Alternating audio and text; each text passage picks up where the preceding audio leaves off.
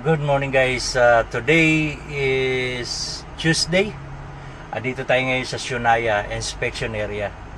So na-inspect tayo guys dahil parang may narinig daw sila na air leak pag nakapreno ako. So antayin lang natin yung inspector. Dito tayo. Pati itong isang oversize na inspect din.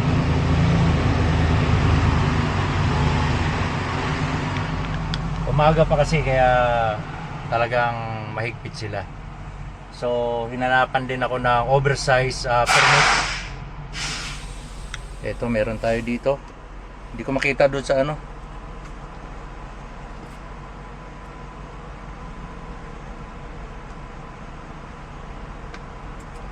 So meron tayo dito sa cellphone. Antayin natin yung inspector.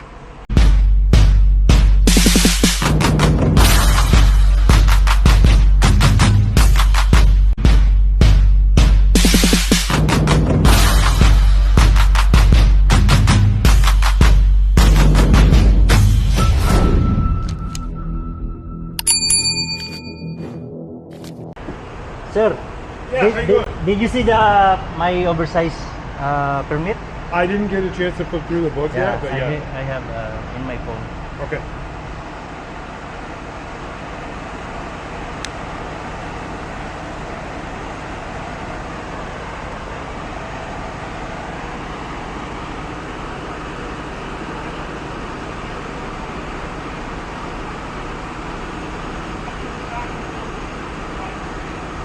See, this one's dated for March 13th? Yeah, March 2020.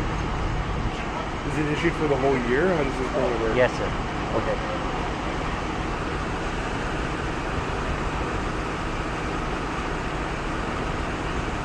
I really wish they would print on these things how long the deployment was good for. Some of them are for like a specific date range, right? Like you only get it for a week or a couple days or something. That is my safety sent me last couple days because I load also. Okay. I'll check your safety and stuff. You said it's you have it on the phone here then, the updated one? Okay. Okay. That looks good. Okay, sir. Thank you. Yeah, no problem. So dito lang tayo sa loob ng truck. Alright, so I'm just going to check with you what your air pressure is sitting at right now. So if you can just turn the truck on and build the air up to its maximum for me. Okay.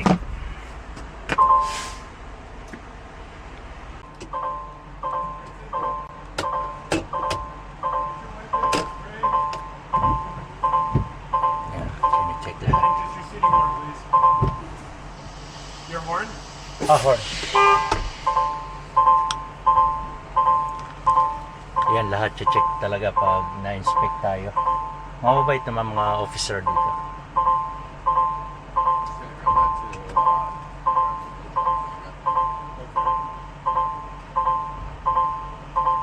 And then just while I'm conducting the inspection, I just ask that you remain in the truck. Okay. If I need you to come out for anything, I'll ask you for that. Alright, sir. Thank you.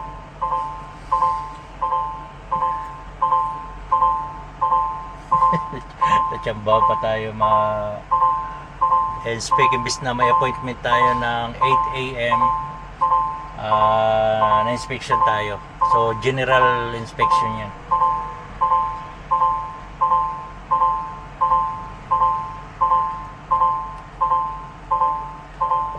Pati likod. So iti-text lang natin yung dispatch natin, i-text ko. Talagang binubusisi ng mabuti yung truck and trailer natin. Sinusuot talaga nila yan, guys. Kaya sigurado baka may makita yan sila, kaya wala tayong magagawa. Mandatory yan pag na pull over tayo na para inspect, general inspection talaga yan, pati load. Kaya kailangan talaga pag dadaan tayo dito sa inspection area, nakasapatos tayo kasi pag tinanong tayo, pinapabuksan. Pag kinakausap tayo, pinapabuksan yung pintuan. So tingnan nyo yun doon sa kabila, pati load chine-check. Ayan o. chinecheck nila kung proper ba ang securement mo. So pati load ko tinanong ko anong klase. Dito na siya. Biro mo pati kadena ng isang truck na yon, no. Chinecheck nila kung may kung may crack, siguro kung may lamat yung kadena. Kaya chinecheck nila. So kung strap naman yan, titingnan nila yung kada strap kung may damage yung strap natin. Kaya hindi naman perfect yung strap ko, buti na lang naka-tarp tayo. Iniisa-isa nila yung kadena pagtingin. Pati airlines guys, tinitingnan nila kung may gas-gas yung airlines natin, kaya hindi pwede talaga nakasaya dyan sa catwalk or sa flooring ng likod ng truck natin. Yan siya. Sa 12 years ko dito sa Kelsey, second time ko palang ma-inspection. Yung una, lumber naman yon, walang problema, walang nakita. So ngayon ito, oversize tayo. Siyempre pansinin, check talaga tayo. Alam mo, oversize din to sa kabila. Pansinin talaga oversize. So yun, antayin natin kung anong magiging result, kung anong nakita nila. Ginalaw-galaw pa naman yung airlines ko, baka or 7-way ko. Magkasama yan, airlines saka 7-way. Ginalaw-galaw, baka may mag-loose. Hindi natin alam. Kaya antayin natin kung ano magiging resulta. Siyempre, kailangan lagi tayo naka-on duty. Huwag nyo i-off duty. Naka-on duty tayo habang chine-check itong natin, truck and trailer.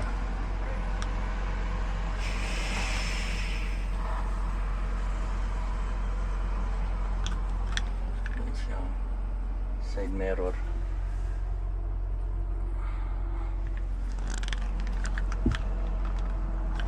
Chine-check niya talaga yung mga strap, strap, kadena, naku, maluwag. Yari siya, maluwag. Ayan, chine-check talaga yung kada hibla ng kadena. Diba? Ganoon sila kahigpit. Siyempre, kaya nga may sinasabing load securement, safety first. Ako, maluwag yung kadena niya,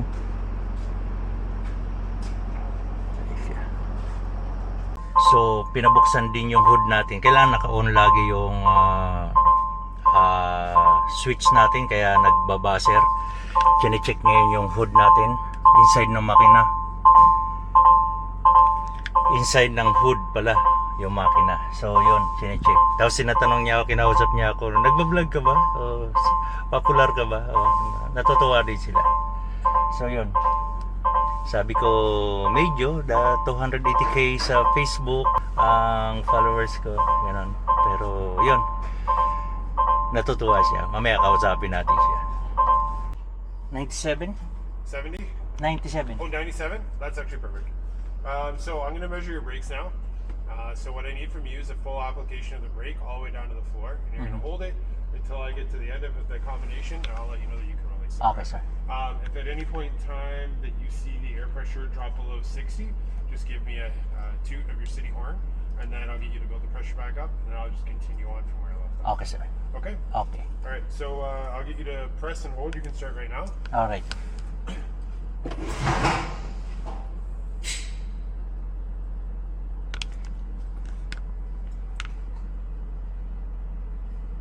So, tapakan natin yung preno steady hanggang flooring. Susukatin niya lahat ng brake chamber natin.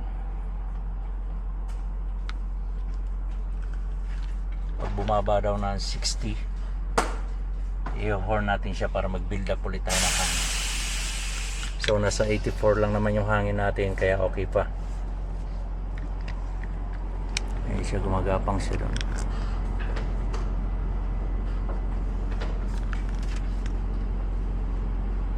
So malalaman natin na may air leak pag tinapakan yung preno natin kung nauubos yung hangin natin. So sa ngayon, steady 84 pa rin siya. Ayan o. Hindi siya nagbabawas, di ba? So ibig sabihin, walang air leak yung preno natin. Kaya pagdating yun talaga guys dyan sa Shunaya Flying J, mag 6 pack tayo. Nag 6 pack naman ako bago ako umalis. Sana okay yung adjustment ng preno natin kasi puro automatic slack adjuster yung mga preno natin eh. Pag hindi siya nag-adjust, may problema ang slack adjuster natin. So naka ilang minuto na, 84 pa rin. Nandun siya, inisa-isa niya yung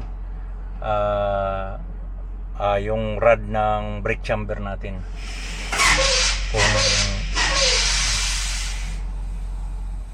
So 84 pa rin siya. Hindi nagbabawas. Naka-steady yung paa natin sa preno.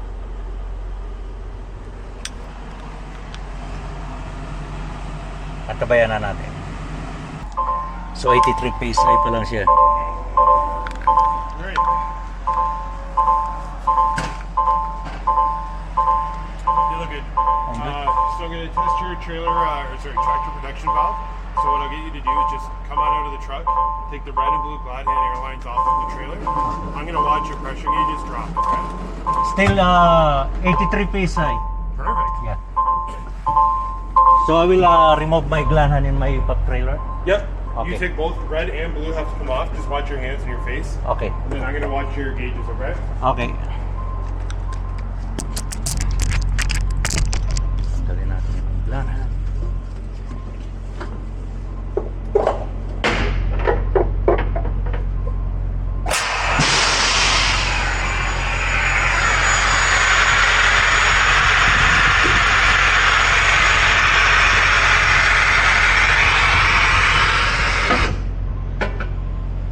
Perfect. And can I get you to just press on your brake pedal? You can use your hands. I just need to listen for air here. Good. And then you can close your hood and reconnect your glide hand lines, okay? Okay. I will press the hood. Yeah, whatever one you want to do first. It's up to you.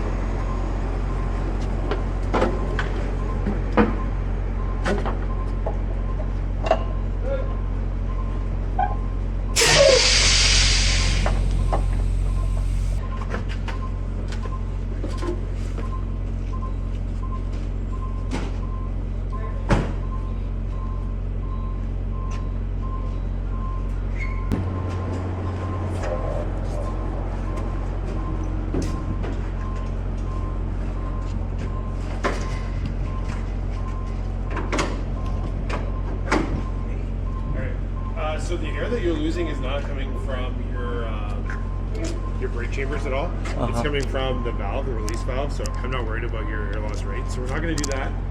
But what I will do is the fifth wheel tuck test. So you need to go start your truck, build up some air. We'll go forward a bit just because the chalk is struck. All right. And then we'll go backwards, okay? Okay, sir. Thank you.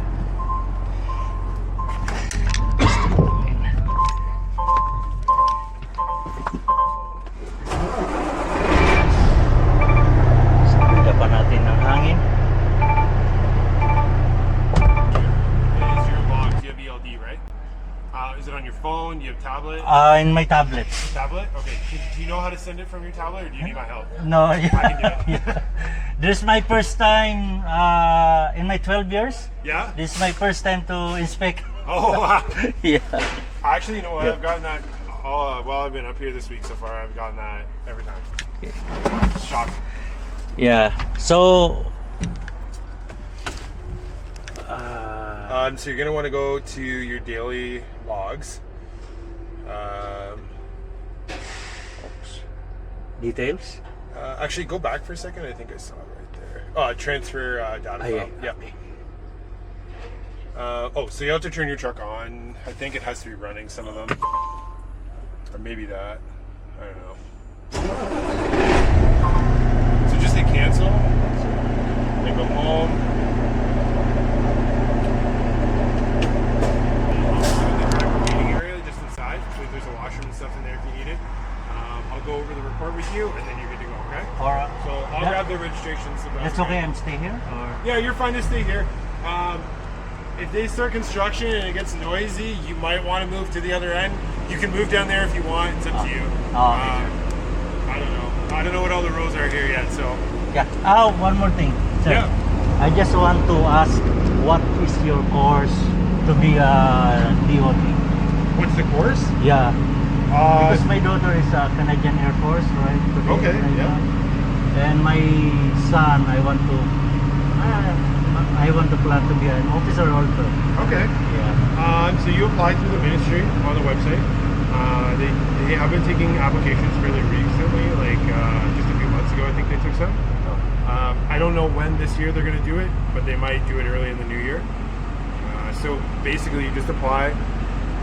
I don't know what the minimum requirements are. I had some university, college education as well as like I worked in manufacturing before I came here. So they send you for about 13 weeks of training. Three weeks of CBSA. I think it's 4 weeks now. They added a week to it. They took away from basic training for a week and added a week to CBSA. But I still think it works out to be like Anywhere in Canada. So anywhere in Ontario, because it's the provincial regulations here, not federal. But we go by the CBSA standard, which is the federal regulation. But we also have our Ontario regulations in the highway traffic act. Alright, because we are living in Saskatchewan, in Regina. Yeah. You guys would have officers out there. I don't know if they're sheriffs or if you have like provincial officers in Saskatchewan. I'm not 100% sure how it works. Oh, but you are not military like. No, Air Force. no, we're not military. No, Oh, okay. it's just like provincial enforcement, basically, provincial offenses. Alright. Taxes, so, yeah. Okay, sir. Thank you for your information. Yeah, no problem. Yeah. All right, so I'll What is just your name, sir? Officer Clegg, Jordan Clegg. Yeah. Thank you, sir. Yeah, no problem. So I'll just get the trailer registrations from you, okay? Okay. And then I'll go do the paperwork, and then I'll get you on your way. Alright, sir. Thank you. Thank you. So yun, hindi pala sila military. Talagang mag-aaral kayo ng training course. College pa rin pala yung course nila. So hindi ko gaano naintindihan dahil sobrang bilis mag-English, pero sana naintindihan nyo. Kasi maganda yung ano nila po, trabaho, pero college daw siya, then nag-apply ng DOT or MOT, MTO, kasi Ministry of Transportation, MOT tuloy, no? MTO. So yun, dito na lang tayo mag-stay at anuhin niya raw yung paperwork. Buti na lang walang nakita na may problema. Yung leak na sinasabi niya, sabi doon daw yun sa relief valve ng reservoir tank natin. So hindi siya big deal, hindi yan sa preno. Kaya okay, everything okay daw. Salamat naman at wala tayong problema, hindi tayo matikitan. Yun, pinasa ko yung ilag ko. So guys, kailangan kompleto yung ilag nyo, may pre-trip lahat, may load check. So makikita nila yung mga previous natin ginawa. Tinag-test din pala yung pit wheel natin kung may kalog. So pag may kalog yung pit wheel nyo, i-report na kaagad natin sa shop natin. Kung anong company man kayo, i-report nyo dahil tinatag test pala nila yan. So di ba minsan arangkada tayo, may play yung pit wheel natin, tapos pag pre na tayo parang tinutulak. So yun, kailangan i-report nyo, ipagawa dahil isa yan sa mga chine-check nila. So still on duty pa rin tayo dahil nandito tayo sa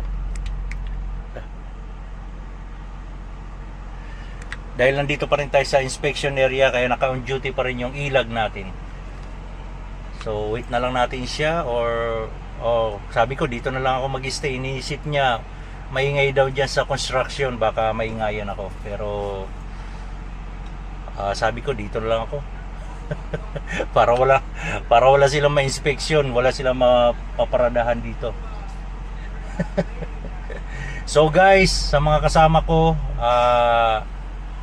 6-pack, importante 6-pack. Mga ilaw, chinik nila, mga ilaw, isa-isa, lahat. Pati stroke ng brake chamber natin kung ilan ang sukat. So yun, 6-pack talaga importante. Okay daw ang preno natin, walang problema, walang air leak, ilaw, lahat walang problema. So ang washer, ang wiper, kailangan gumagana yung washer fluid. Pag hindi, ipagawa nyo na.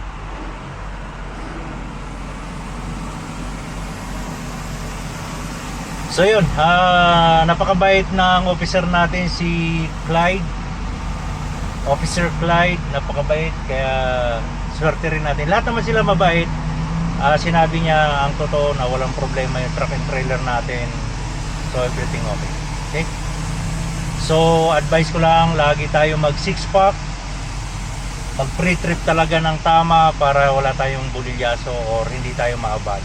Abala na sa atin tong na-inspection tayo, pero kung may makita silang defect, mas lalo tayong abala dahil ipapagawa natin yan, papaservisyan dito dahil hindi tayo papatakbuhin, sigurado niyan kung may problema yung truck and trailer natin. Okay? So punta na lang tayo sa driver lounge nila at doon natin nantayin yung paperwork natin, pati lisensya natin. So dito napakalaki ng parking area nila. Dito tayo mag-park saglit at kukunin natin yung paperwork. So may timbangan din pala sila dito sa loob bukod sa inspection area.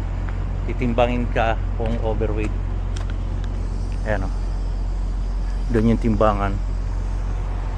So dito tayo nakaparking.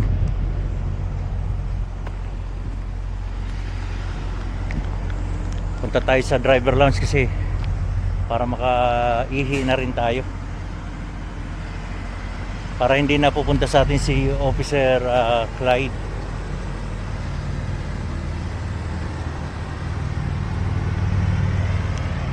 Ito tayo.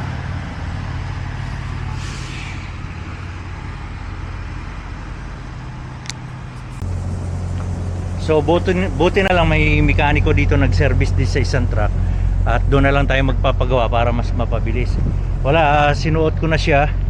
Ayaw talaga bumalik sa normal. Inaano ko yung leveling valve, kaso lang matigas. Mamaya sumobra, sumabog pa. So yan ang naging issue. Pero pag naibalik yan, okay na, bibigyan tayo ng sticker, wala tayong violation. Ipipix lang, sabi ko, dahil siguro yan nung tinanggal natin yung glanhan. So nag-release yung hangin, di ba, nag-drop, kaya yun, sabi niya okay, fix mo lang yan, then hanapin mo ulit ako para bigyan natin ng sticker yan. Wala nang papalitan nila yung papel na walang violation. Okay, antayin natin yung dahil nag-service din yung mekaniko doon. Ayun nagpalit lang pala ng gulong, so antayin natin. So dinikitan tayo guys ng sticker na katunayan na pasado tayo sa inspection. Ito traktor natin pasado, kaya nilagyan ng sticker yan. Yan.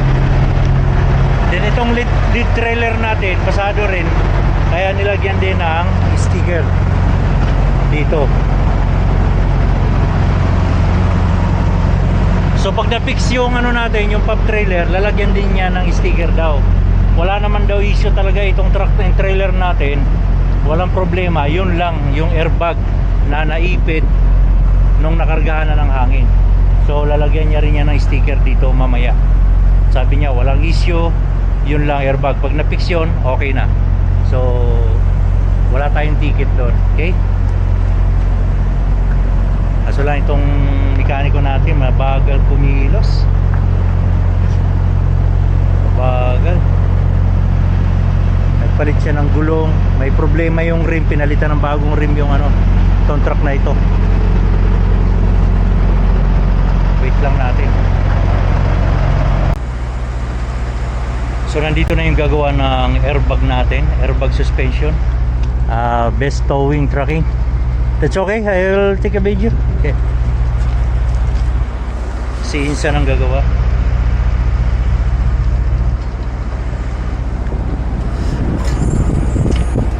Tingnan yung itsura ng suspension natin. Naipit yun. So sabi niya saglit niya lang daw gagawin yan. Hindi ko lang kaya naman kasi yan i-lift up ng ano na leveling valve. Ano ko kaso lang baka masubrahan pag ginano ko eh. Kaya hindi ko na pinakialaman. Total may mag-service naman. Yan, Best Towing Truck and Trailer Repair. Pwede nyo tawagan sa 807-887-1122. Dito lang yan sa Nipigon.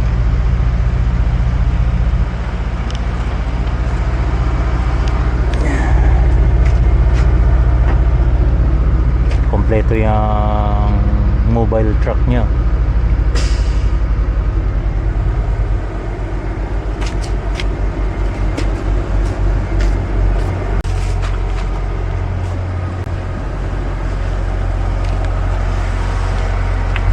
My friend, this is your own business? No, I work for the company. Company. So yung leveling valve, iaangat niya yan, babaklasin niya, tapos iangat. Ganun lang yan. Wala lang tayong tools eh.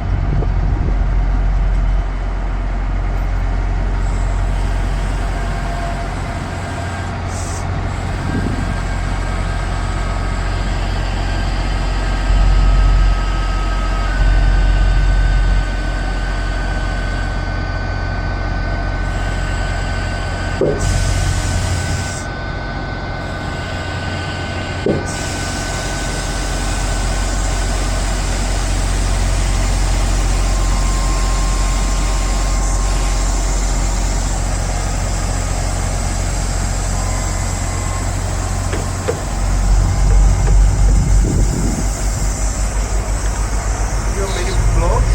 Yeah. What's your ID? Filipino Truckers Pro. That is my Facebook and YouTube channel. Really? Yeah. I will follow you. In Facebook, 283k. Yeah. It's very nice. Yeah, and YouTube. Before I have a lot of subscribers in YouTube, but that is my new channel now because somebody blocked my YouTube. Yes, sir. Yeah, in YouTube almost 9k. Yeah. If you make a YouTube, Facebook, that is good for you because you encounter any kind of trouble. Yeah. Yeah. Okay, sounds good. Very easy.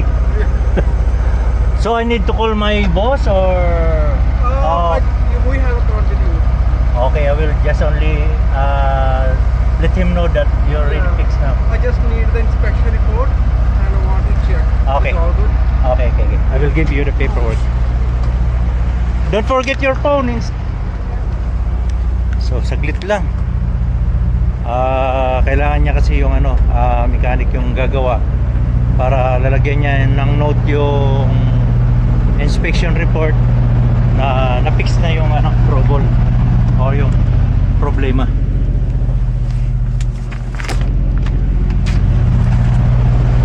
Ito yung paperwork. So ito rin ipapakita natin doon sa kay Clyke na officer. My friend.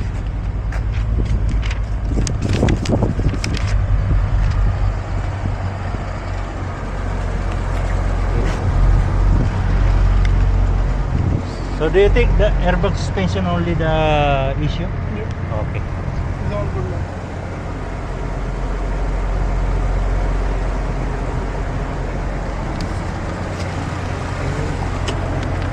Tapos na. It's all good. Sounds good. What is your name? Goro. Goro? Yeah. Yeah, nice to meet you. Thank you so much. I bring this paperwork to the officer. Now I give you the invoice. Then Uh-huh. you just send them to this email Okay. and you are good to go. Alright. Okay. Thank you. So yeah, tapos I na. work in on the scale. If you have any problem, Just call you. That number? yeah, this number or my number. Okay. Guru, what is your cell phone number? It's 416-568-00. tapos na. Fix na natin to. Bibigyan lang tayo ng resibo galing sa kanya. Yeah, because he will put sticker that already fixed. Okay, thank you, Goro. No worries. Yep. Nice to meet you. So, fix na. So, dadalhin natin to sa officer kay Clyde. Dali natin to para mabigyan tayo ng sticker or didikitan niya ng sticker itong trailer na trailer B o pop trailer. Kanina pa rin to, hindi pa pinalis eh. Let's go.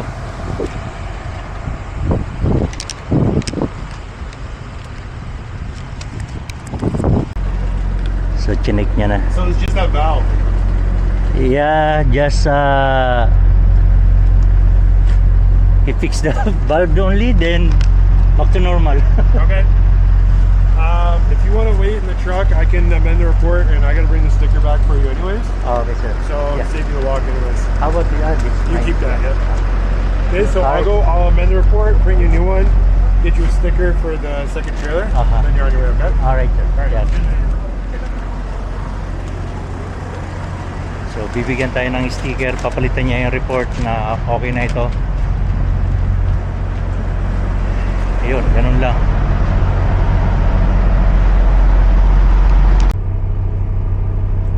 So, itong truck na to, out of service, bawal itakbo. Kahit na pwede naman siyang tumakbo, kailangan siyang itowing kasi out of service yung truck niya. Pinutol yung trailer, oh.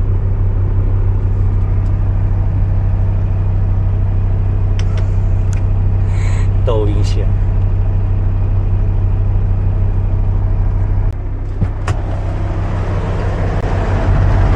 So ito na, didikitan na tayo ng sticker, officer.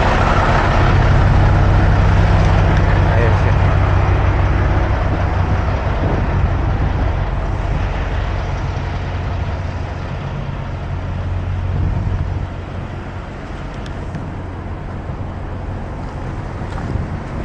Thank you so Alright. much, sir. So there's the updated report. I verified that repair, and you're back in service, okay? Okay, sir. Thank you so much. Have a good day. Yeah, you as well. Take care. Safe driving out there, okay? Can you give a short advice to all truckers? Short goodbye. Advice. Oh, advice. Yeah. Well, the easiest one would be to say is do your daily vehicle inspection. Make sure it's thorough. Check your brakes. Make sure you're not driving with any major defects on your vehicles. Don't cook your logbooks. I know you guys love to do that. Yours are good. Thank you. And drive safe. Stay off your phone. Wear your seatbelt. All right, sir. Thank you so much, Yeah, sir. no problem. Have a Take good care. day. You too. Okay, bye. So yun, napakabait ng officer natin. Okay na ang papel natin, pwede na tayong tumakbo. So yun, yung advice niya, maintain yung logbook, pre-trip inspection, brake lights. Okay? So takbo na tayo guys at ingat-ingat tayo lagi at takbong pogi lang kasi sana wag tayong magaya sa ganyan na truck na out of service. Okay?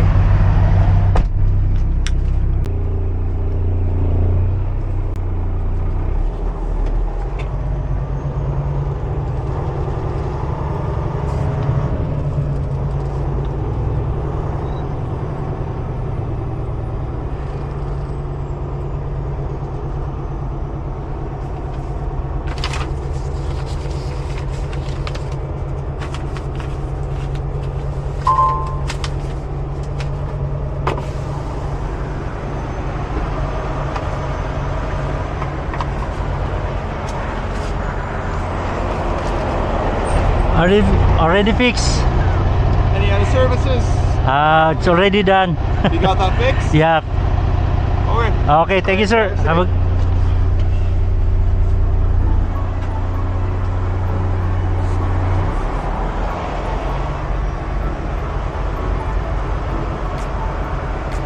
Mababait mga officer dito. Sumama ka sa biyahe, ito ang biyahe ng buhay. Filipino Truckers Pro, takbo o ilang tayo, mga biyahero. Filipino Truckers Pro, siya ang kasama. Sa kabila rin may inspection, no?